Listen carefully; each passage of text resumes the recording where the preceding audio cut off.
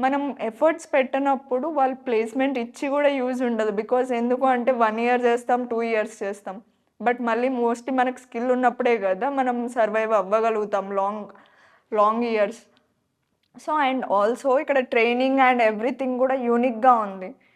Like అంటే unique in the sense training only 2 hours training ఉంది. But ఏంటి అంటే 4 అవర్స్ ప్రాక్టీస్ సెషన్స్‌కి ఇచ్చారు.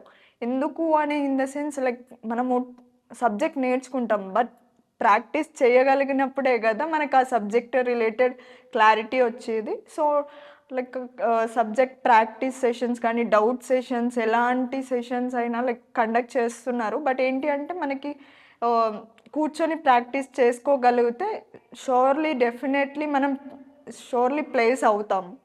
And also coming to like training sessions. ట్రైనింగ్స్‌లో వచ్చేసి లైక్ ఇక్కడ ఎక్స్‌పీరియన్స్డ్ వాళ్ళు మాత్రమే ట్రైన్ చేస్తారు.